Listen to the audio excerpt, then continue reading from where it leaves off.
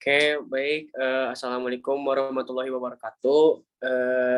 Perkenalkan, nama saya Rifki Ataya dengan NIM 11022000491.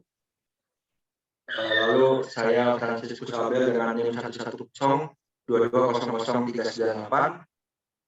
Jadi kelompok kita akan menjelaskan tentang sistem tenaga listrik. Oke, lanjut. Untuk topik yang dibahas itu, untuk topik pertama itu adalah panel surya, kedua itu potensi energi surya, ketiga prinsip kerja PLTS, kemudian fungsi komponen PLTS-nya, kemudian analisa kelayakan ekonomi dengan LCOE, kemudian kesimpulan. Panel surya. Nah, untuk deskripsinya, panel surya itu adalah sebuah alat yang terdiri dari sel surya yang terbuat dari bahan semikonduktor untuk mengubah energi surya menjadi energi listrik. Nah, di Indonesia ini sumber daya surya mempunyai prospek yang sangat baik karena disebabkan oleh pembangkit listrik yang mempergunakan konversi fotovoltaik adalah dalam memanfaatkan energi surya atau lebih umum dikenal sebagai pembangkit listrik tenaga surya PLTS ini tidak lagi memerlukan bahan bakar. Kemudian PLTS ini memanfaatkan sumber energi matahari dalam bentuk cahaya matahari untuk diubah langsung menjadi energi listrik. Lanjut, selanjutnya itu ada potensi energi surya.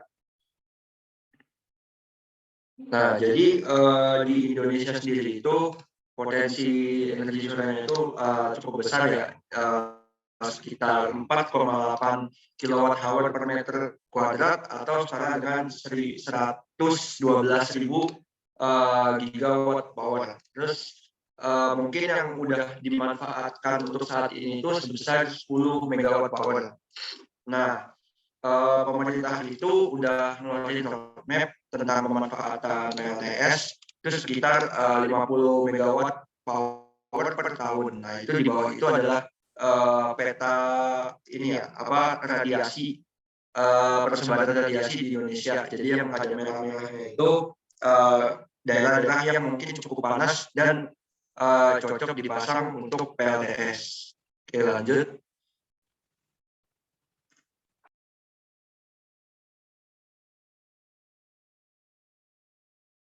Kemudian itu ada prinsip kerja PLTS. Nah, untuk PLTS ini menggunakan teknologi fotovoltaik atau fotovoltaik. Nah, ini digunakan untuk mengkonversi radiasi matahari menjadi energi listrik. Nah, satu sel fotovoltaik ini berisikan dua irisan bahan semikonduktor yang berupa sel mikroelektronika. Nah, kemudian sel fotovoltaik kemudian akan membentuk medan listrik yang terjadi ketika muatan berlawanan dipisahkan. Nah, ini untuk proses launching itu komponen yang ada pada panel surya atap akan menyamai fosfor ke lapisan atas silikon panel surya atap. Ketika foton matahari menjatuhkan elektron bebas, medan listrik tersebut akan mendorong elektron keluar dari sambungan silikon. Nah, setelah itu elektron dapat mengalir ke berbagai sumber listrik yang telah disediakan. Ini bisa dilihat ini proses dari PLTS. Bisa dilihat dari gambar ini. Lanjut.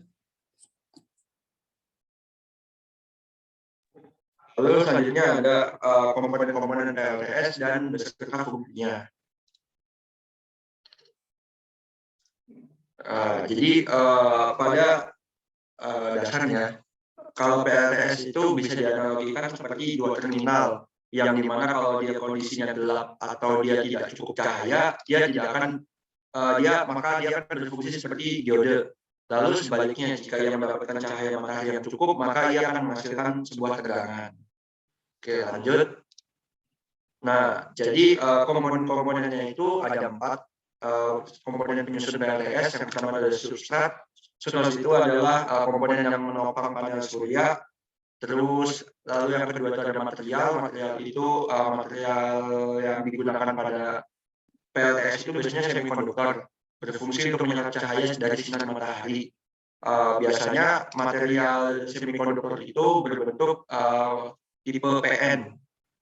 Nah, lalu yang ketiga itu ada lapisan anti reflektif, itu berupa lapisan tipis yang besar indeksnya itu refraktif optik antara semikonduktor dan udara yang menyebabkan cahaya itu dibelokkan ke arah semikonduktor sehingga membingungkan cahaya dipantulkan kembali.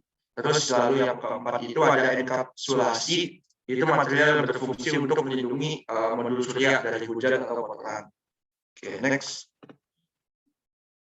Nah, komponen PLTS atap itu secara garis besarnya yang pertama itu ada panel surya sendiri. Jadi panel surya itu merupakan gabungan dari beberapa modul surya.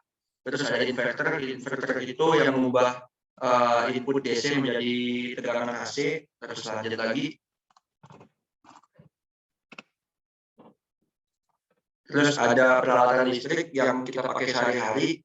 Terus ada meteran itu yang ngecek seberapa besar aliran listrik yang didistribusikan ke PLN ke pelanggan gitu, serta mengukur juga seberapa besar keluar listrik dari sistem PLTS atap ke jaringan distribusi PLN atau ekspor. Nah, biasanya itu ada di sistem on-grid kalau yang diekspor itu. Oke, lanjut lagi.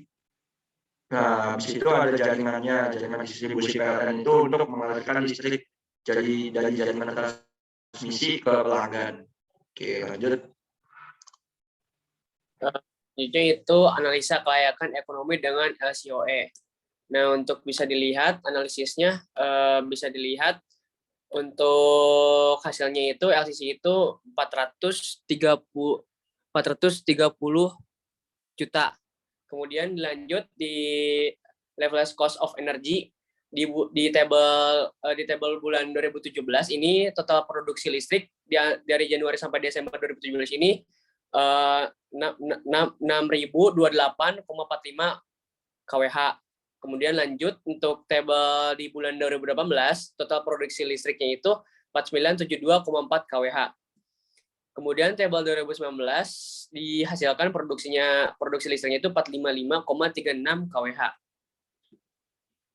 Nah, untuk levelized cost of energy dari data tersebut dapat diketahui bahwa total produksi energi listrik selama 3 tahun dari pembangkit listrik tenaga surya yaitu sebesar 15,656,21 kWh.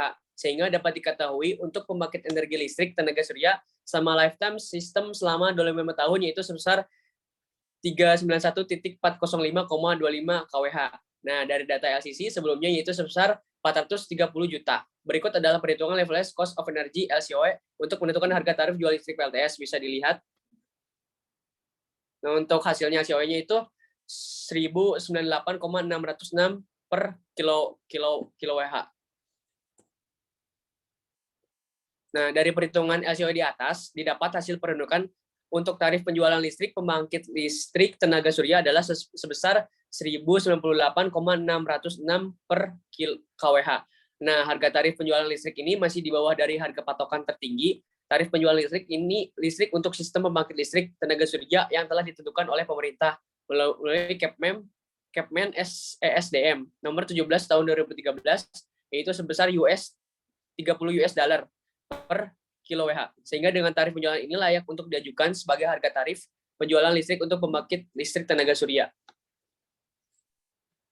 Jadi kesimpulan apa yang telah disampaikan itu pada intinya panel surya itu adalah sebuah alat yang dapat mengonversi cahaya matahari menjadi energi listrik dengan menggunakan teknologi fotovoltaik atau PV. Nah, di Indonesia ini tentunya sangat cocok jika dipasang panel surya, mengingat Indonesia merupakan negara yang beriklim tropis, jadi sangat cocok sekali untuk dipasang panel surya, serta juga Indonesia juga harus mengurangi ketergantungan terhadap pembangkit listrik tenaga fosil, sehingga kita harus beralih ke pembangkit listrik tenaga energi yang terbarukan seperti PLTS ini. Nah, dari perhitungan tadi dilakukan itu didapatkan LCOE-nya itu atau levelized cost of energy-nya itu sebesar 1.008,606 rupiah per kilowatt hour. Jadi dengan harga segitu itu sangatlah layak jika PLTS itu digunakan untuk sehari-hari dan dapat dijual kembali ke beberapa masyarakat atau PLN dengan sistem on-grid. Oke, lanjut.